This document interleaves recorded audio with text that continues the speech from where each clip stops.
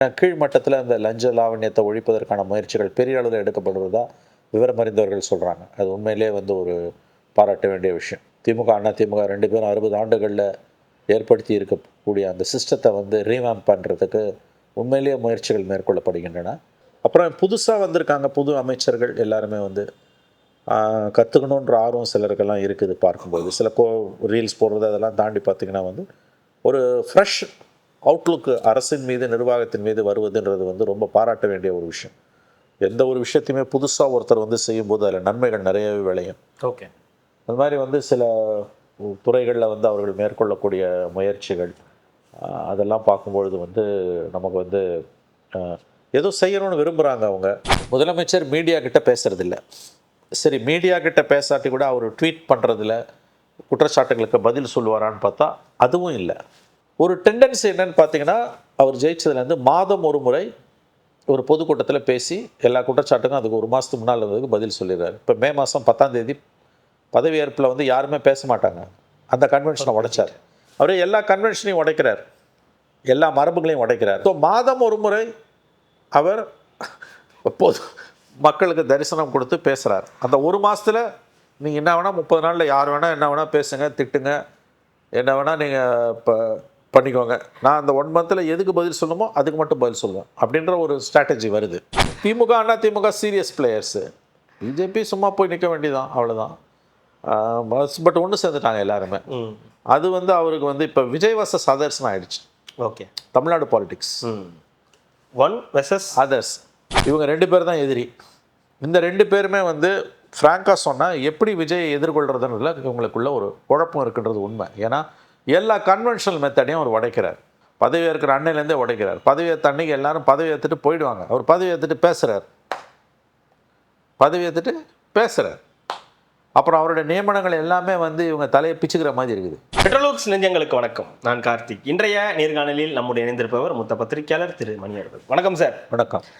தாவேகா அரசு அமைந்து கிட்டத்தட்ட 2 மாத காலம் ஆகப்போகுது. நம்ம நியர்பையில் தான் இருக்கணும், ஒரு 2 நாளில் வந்துடும் அப்படின்னும் போது இந்த 2 மாத கால செயல்பாடுகளை எப்படி பார்க்கலாம்? ஆனால் நம்ம தொடர்ந்து பேசுகிறோம், ஒரு 6 மாத காலம் நமக்கு அவங்களுக்கு அவகாசம் கொடுக்க வேண்டி இருக்குது அப்படின்ற ஒரு வாதம் நம்ம தொடர்ந்து எல்லாரும் பேசிகிட்டு இருக்க வேலையிலையும் எதிர்கட்சிகளோட செயல்பாடுகள் தொடர்ந்து, ஏன்னா எதிர்கட்சிகள் இவருக்கு ஒரு எதிர்கட்சிகள் கிடையாது, பல்வேறு எதிர்கட்சிகள் இருக்காங்க அப்படின்போது பலமுனை தாக்குதல்கள் இருக்குது. பல விஷயங்கள் தொடர்ந்து தேர்தலுக்கு பிறகும் பிரேக்கிங் நியூஸ் நிறைய வந்துக்கிட்டே இருக்குது. இதை எப்படி பார்க்குறீங்க? 2 மாத காலம் ஆக்சுவலாக நான் பல முறை சொல்லியிருக்கேன். 6 மாத காலம் ஹனிமூன் பீரியடு நமக்கு இருக்கணும். அட்லீஸ்ட் 100 days ஆஃப் ஒரு கவர்மெண்ட் இருக்கணும். இது நம்ம 50 நாள் முடிஞ்சு 60வது நாள் நெருங்கி கொண்டிருக்கிறோம். இன்றைக்கி இன்னும் 3 நாட்களில் 60 days ஆக போகுது. பாசிட்டிவ்ஸும் இருக்குது, நெகட்டிவ்ஸும் இருக்குது, ரெண்டுமே இருக்குது. பாசிட்டிவ்ஸ்னு பார்த்தீங்கன்னா, கீழ்மட்டத்தில் அந்த லஞ்ச லாவண்யத்தை ஒழிப்பதற்கான முயற்சிகள் பெரிய அளவில் எடுக்கப்படுவதா விவரம் அறிந்தவர்கள் சொல்கிறாங்க. அது உண்மையிலே ஒரு பாராட்ட வேண்டிய விஷயம். திமுக, அண்ணா திமுக 2 பேரும் 60 ஆண்டுகளில் ஏற்படுத்தி இருக்கக்கூடிய அந்த சிஸ்டத்தை ரீவாம்ப் பண்ணுறதுக்கு உண்மையிலேயே முயற்சிகள் மேற்கொள்ளப்படுகின்றன. இதெல்லாம் எத்தனை நாளைக்கு நீடிக்கும் அதெல்லாம் வேறு கேள்வி. பட் இன்றைக்கு ஒரு முயற்சி, உண்மையான முயற்சி, ஜெனுவின் அட்டம்ப்ட் அது மேற்கொள்ளப்படுகிறது. 2வது அது வரவேற்கத்தக்கது. அதுக்கு பலனும் கிடச்சிருக்கு. கீழ்மட்டத்தில் பெரிய அளவில் அந்த ஒரு புதுவிதமான அரசை கொடுப்பதற்கான ஒரு முயற்சி நடக்குதுன்றதை மக்கள் புரிஞ்சுக்கிறாங்க. அது டெம்பரரியாக கூட இருக்கலாம், நமக்கு தெரியாது. அது ஒன்று. அப்புறம் புதுசாக வந்திருக்காங்க புது அமைச்சர்கள் எல்லாருமே கற்றுக்கணுன்ற ஆர்வம் சிலருக்கெல்லாம் இருக்குது. பார்க்கும்போது சில ரீல்ஸ் போடுறது அதெல்லாம் தாண்டி பார்த்திங்கன்னா ஒரு ஃப்ரெஷ் அவுட்லுக்கு அரசின் மீது நிர்வாகத்தின் மீது வருவதுன்றது ரொம்ப பாராட்ட வேண்டிய ஒரு விஷயம். எந்த ஒரு விஷயத்தையுமே புதுசாக ஒருத்தர் செய்யும்போது அதில் நன்மைகள் நிறையவே விளையும். ஓகே, அது மாதிரி சில துறைகளில் அவர்கள் மேற்கொள்ளக்கூடிய முயற்சிகள் அதெல்லாம் பார்க்கும்பொழுது நமக்கு ஏதோ செய்யணும்னு விரும்புகிறாங்க அவங்க. ஓகே, ஒரு யங்ஸ்டர்ஸோட ஆதிக்கம் கொஞ்சம் இருக்கு, அதிகமாக இருக்குது. அவங்க வச்சு ஏதோ ஒரு புது ஒரு அவுட்லுக்கை கொடுக்கணும்னு அவர் விரும்புகிறாரு. இப்போ ஆளுநர் உரையில் முதல்ல மத்திய அரசோட மோதல் போக்கு இல்லாமல் 4 ஆண்டுகள் பொறுத்து 3 ஆண்டுகள் பொறுத்து ஆளுநர் முழுவதும் உரையை படிச்சுட்டு போனதுன்றது மத்திய மாநில உறவுகளுக்கு நல்லது. அது அந்த விதத்தில் அது பாராட்டணும். இந்த மாத இறுதியில் பட்ஜெட் வரும்போது அடுத்த விரிவாக நம்ம பேசலாம் நன்மைகள் என்ன என்பதை பற்றி. ஸோ பாசிட்டிவ்ஸ், சிலது சயின்ஸ், சில அறிகுறிகள் தென்படுகின்றன. சாதகமான சில விஷயங்களுக்கான அறிகுறிகள் உண்மையிலேயே தெரிய வருகின்றன. அது நம்ம பாராட்ட வேண்டிய விஷயம். நெகட்டிவ்ஸும் இருக்குது. இப்போ நெகட்டிவ்ஸ்னு நீங்கள் பார்த்தீங்கன்னா, இப்போ சில நியமனங்களை பற்றின பொதுவெளியில் அறிவிப்பு இல்லாமல் போடுறதுன்றது வந்து அப்பாயின்மெண்ட்ஸ்ன்றது வந்து தவறானதுன்னு தான் நான் பார்க்குறேன். அது வெளிப்படைத்தன்மை இல்லாது. போடுறதுக்கு எல்லா உரிமையும் அவருக்கு இருக்குது, ஓகே 100% அவருக்கு இருக்குது. அந்த நியமனங்களுக்கு எந்த தகுதிகளையும் யாரும் வரையறுக்காத காரணத்தால் யாரை வேணால் அவங்க நியமிக்கலாம். அதை யாருமே கொஸ்டின் பண்ண முடியாது. இப்போ உதாரணத்துக்கு அந்த அவர் பேர் என்ன, அந்த ரத்தன் பண்டிட், இல்லை அது ஜான் ஆரோக்கியசாமி, இல்லை அந்த பழனிசாமின்னு ஒருத்தர், ஜெயக்குமாரா ஜெகதீஷ் பழனிசாமி, ஜெகதீஷ் பழனிசாமி என்ற ஒருவர் திரைத்துறையிலிருந்து அவருடன் இருக்கிறவர்.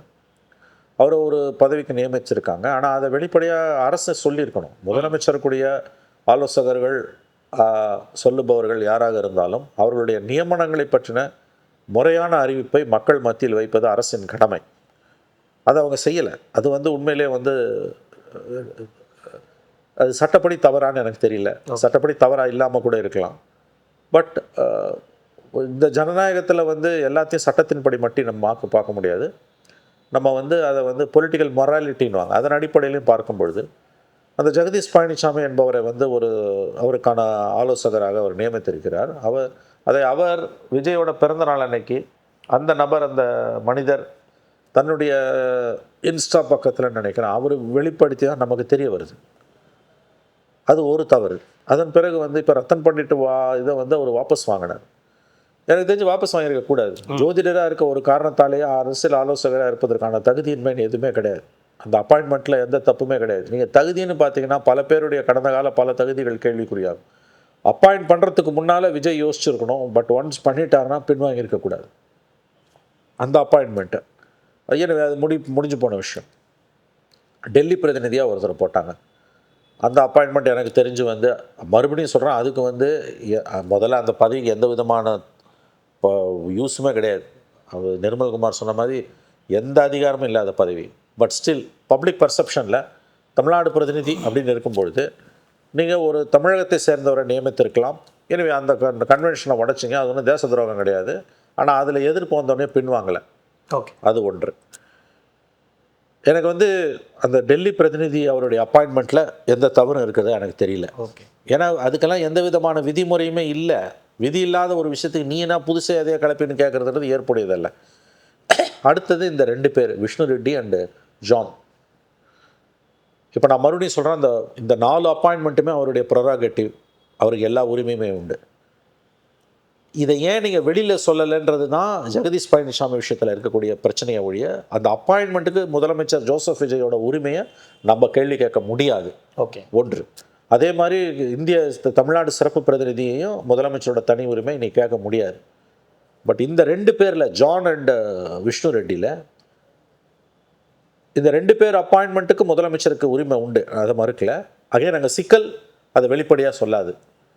அதை தாண்டின இன்னொரு விஷயம், ஜானோட அப்பாயின்மெண்ட்டு முதலமைச்சரோட தனி உரிமை, ஜான் ஆரோக்கியசாமி, அதை நம்ம கேள்வி கேட்கல.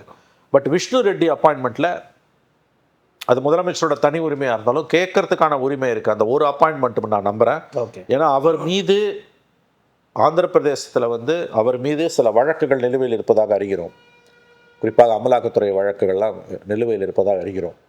அவர் ஆந்திர பிரதேசத்தை சேர்ந்தவர் என்பதற்காக அவர் முதலமைச்சர் ஆலோசகராக நியமிக்கக்கூடாது என்பது அபத்தமான வாதம்.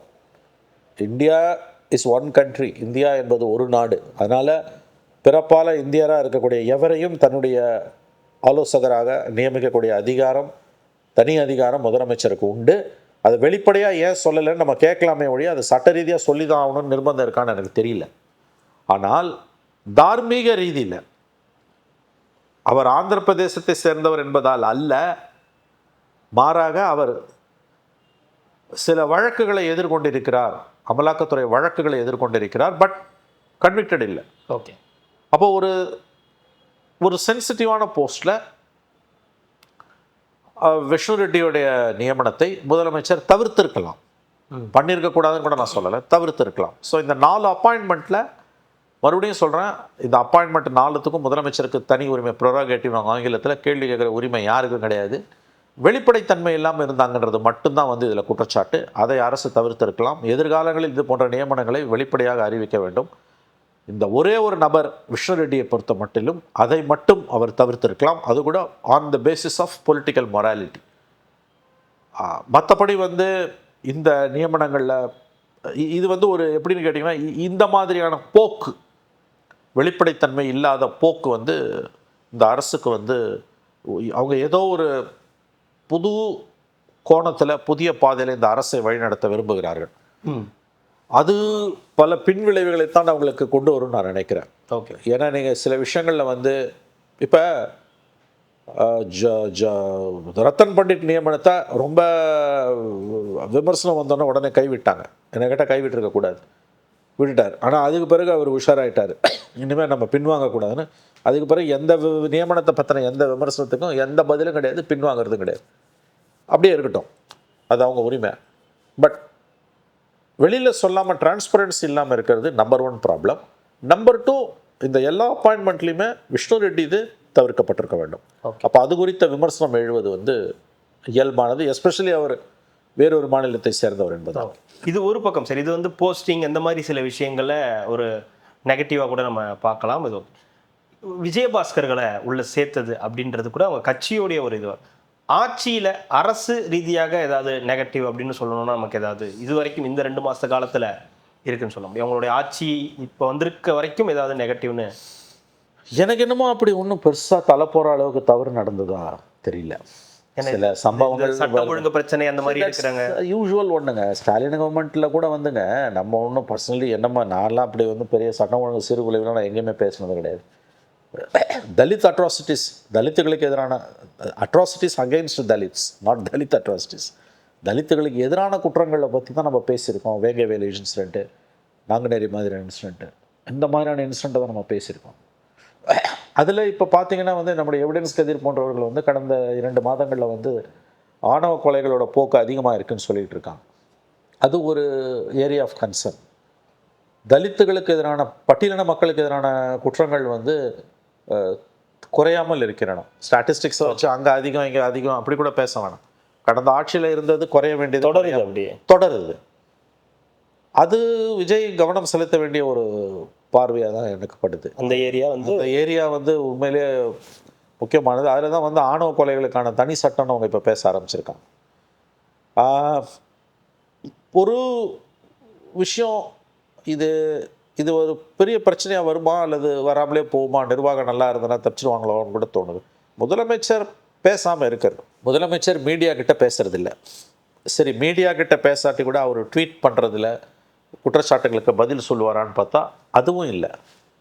நல்லா கவனிங்க, மீடியா கிட்டையும் பேசுறதில்ல, பேசாட்டியும் பரவாயில்ல. அவர் ஒரு வழிப்பாதையாக எக்ஸ் தளத்தில் ட்வீட் பண்ணுறாரு அப்படின்னா, டெக்ஸ்டிங் வீடியோ கூட, இன்ஸ்டாவில் யூடியூப்பில் வீடியோ கூட வேணாம், டெக்ஸ்டிங் பண்ணுறாருனா கூட வந்து ரியாக்ஷன் இருக்குன்னு சொல்லலாம். அது கூட இப்போ இல்லாமல் போச்சு. அவர் முதலமைச்சர் ஆகிறதுக்கு முன்னால் அதுவாது இருந்தது, அது கூட இல்லை. இப்போ அது கூட இல்லை.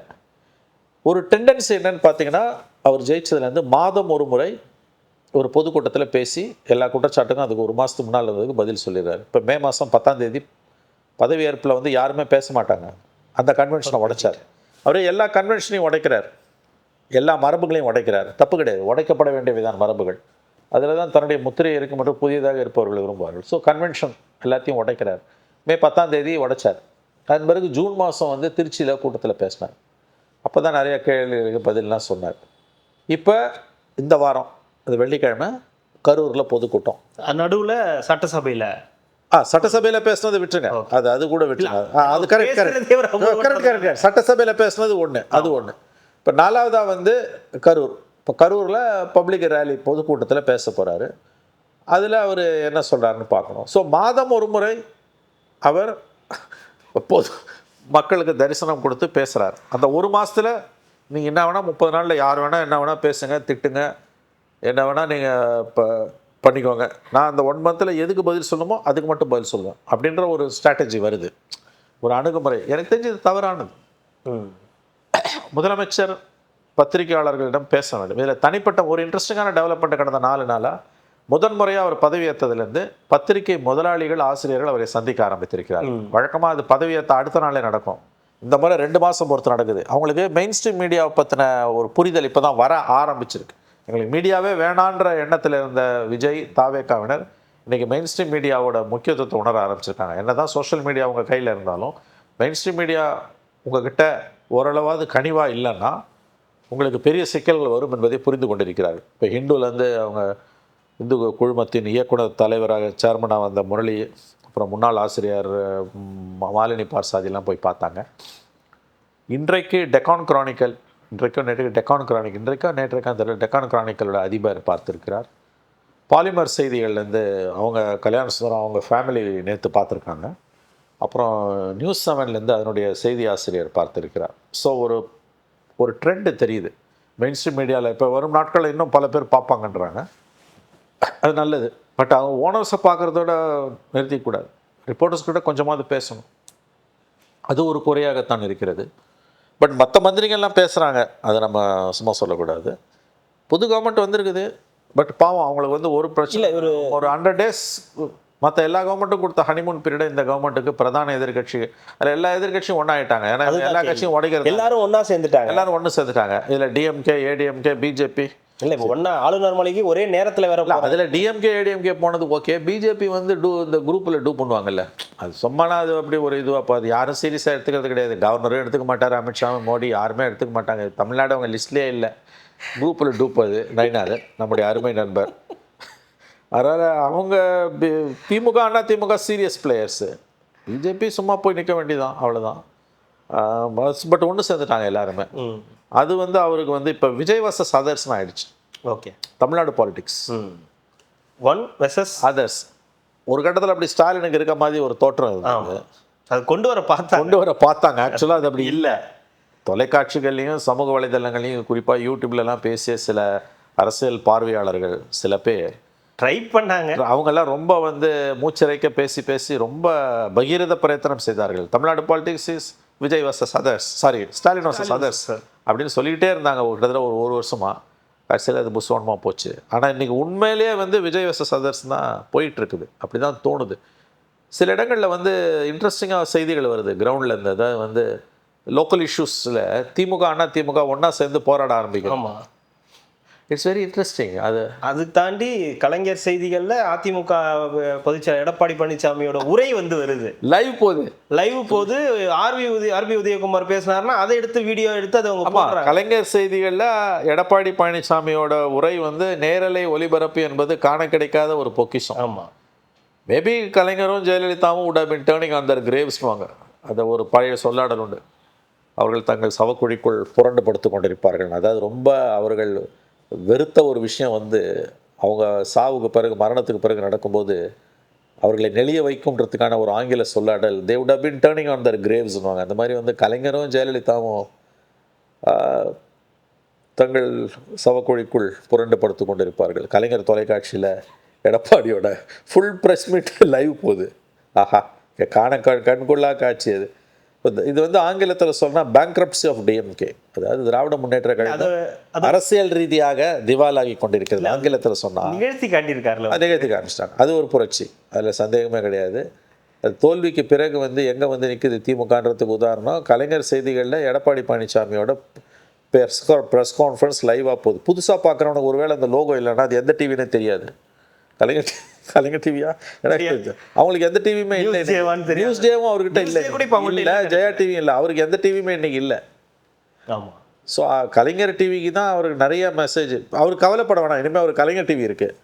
எடப்பாடி வந்து இனிமேல் தனக்கு சொந்த டிவியில் போடவே கலைஞர் டிவியில் நியூஸ் டே ஜெயா டிவிலாம் வேணாம் அவருக்கு. கலைஞர் எடப்பாடி பழனிசாமிக்கு தைரியமாக இருக்கலாம். ஏன்னா அவருக்கு எது சொன்னாலும் ஃபுல்லாக போடுறதுக்கு இனிமேல் கலைஞர் செய்திகள் இருக்குது. அது 2 பேரும் ஒன்றுக்குள்ளே ஒன்றாயிட்டாங்க இல்லையா?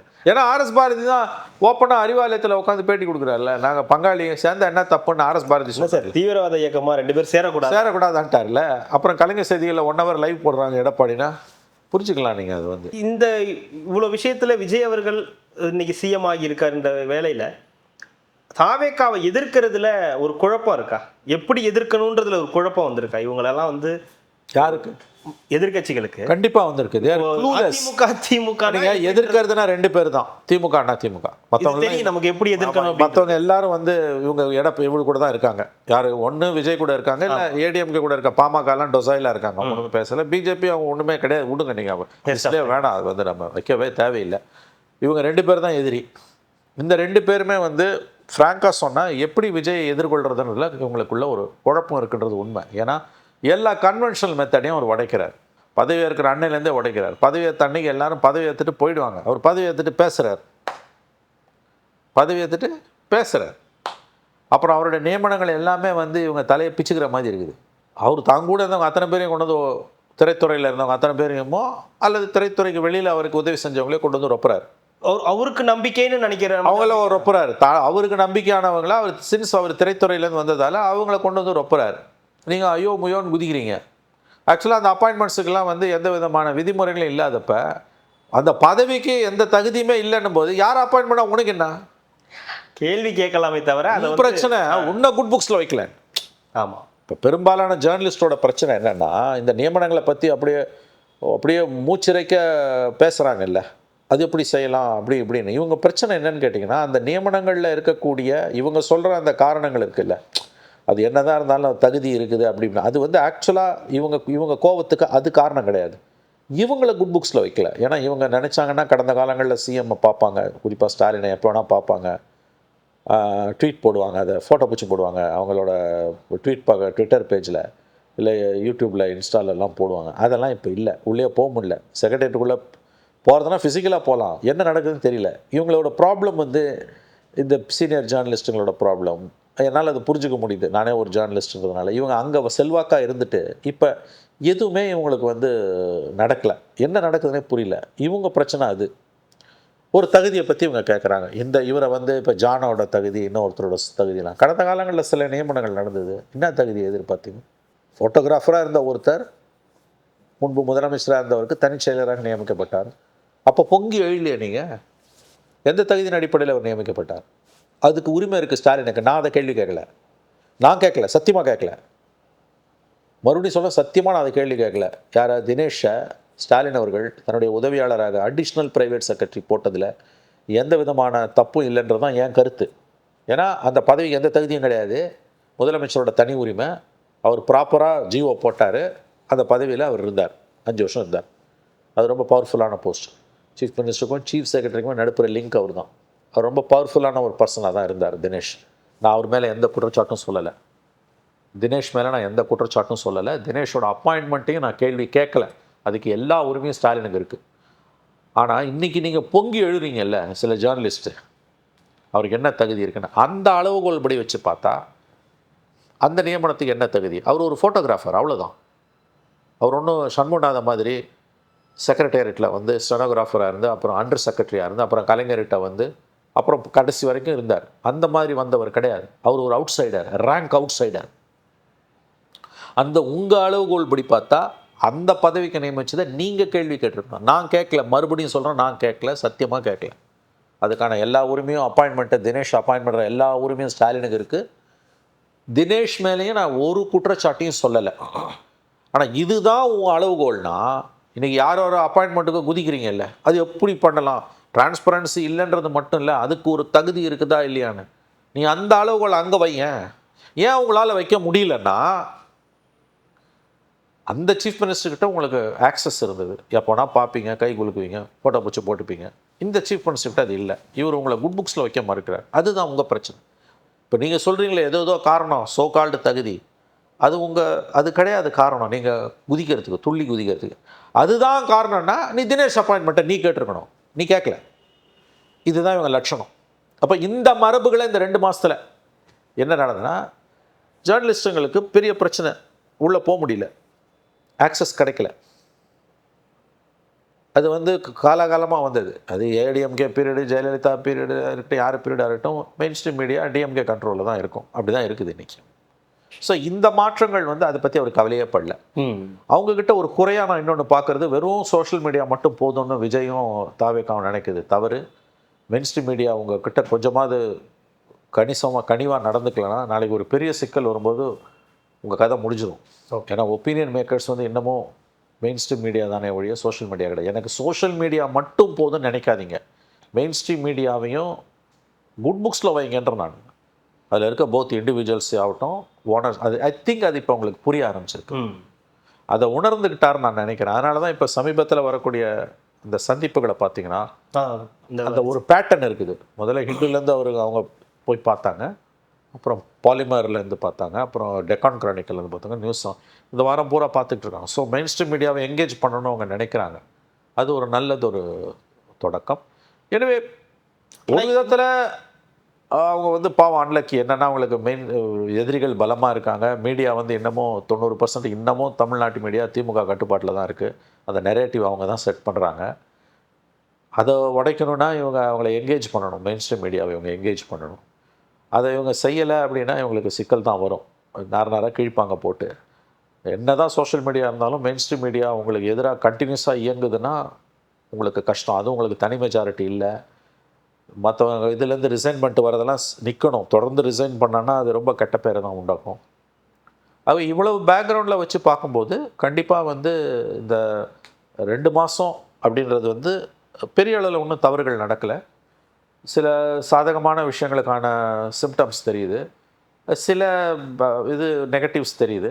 போகிறப்போ அவங்க மாற்றிப்பாங்க. தவறுகளை திருத்திக்கிற ஒரு ஆட்டிடியூட் இருக்குன்றதையும் நான் பார்க்குறேன். இந்த மெயின் ஸ்ட்ரீம் மீடியாவெல்லாம் பார்க்குறதெல்லாம் தங்களுடைய தவறுகள் அதை திருத்திக்கணும், லூப் ஹோல்ஸை பிளாக் பண்ணணும்லாம் அவங்க உண்மையிலேயே விரும்புகிறாங்க. அது பாராட்ட வேண்டிய விஷயந்தான்.